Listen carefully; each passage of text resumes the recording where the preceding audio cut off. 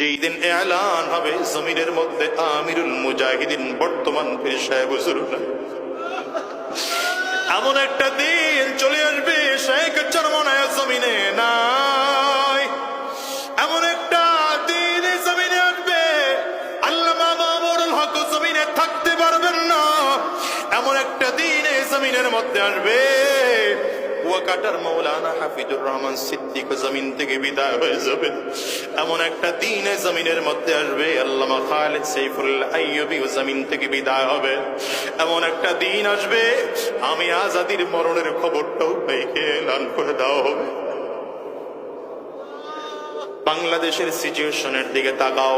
একটা সময় এমন ছিল হাফিজ হুজুর রহমাতুল্লাহি আলাইহি এদেশের মানুষকে দ্বীনের কথাগুলো বলে বলে শোনাইতেন। এমন একটা সময় ছিল সদর সাহেব হুজুর রহমাতুল্লাহি আলাইহি এদেশের মানুষকে দ্বীনের কথাগুলো বলে বলে শোনাইতেন।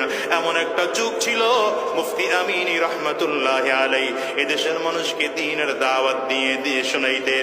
এমন একটা সময় ছিল দ্বীনের কথাগুলো বলে শাইখুল হাদিস আল্লামা আজিজুল হক রহমাতুল্লাহি আলাইহি শোনাইতেন। এমন একটা সময় ছিল রে যুবক, যে সময় চরমনাইর ইসহাক রহমাতুল্লাহি আলাইহি এদেশের মানুষকে দ্বীনের কথাগুলো বলে বলে শোনাইতেন। এমন একটা সময় ছিল দুনিয়ার মুসলমান, চট্টগ্রামের পীর, চট্টগ্রামের মুরব্বী, গোটা বাংলাদেশের মুরব্বী শাইখুল ইসলাম আল্লামা শাহ আহমদ শফি রহমাতুল্লাহি আলাইহি এদেশের মানুষকে দ্বীনের কথাগুলো বলে বলে শোনাইতেন। আল্লাহর বান্দাও জমিন থেকে বিদায়। এমন একটা সময় ছিল আল্লামা জুনাইদ বাবু নগরী রহমাতুল্লাহি আলাইহি এদেশের মানুষকে দ্বীনের কথাগুলো বলে বলে শোনাইতেন। এদেশের মানুষকে দ্বীনের কথাগুলো বলে বলে শোনাইতেন। চরমনাইয়ের কালুমানি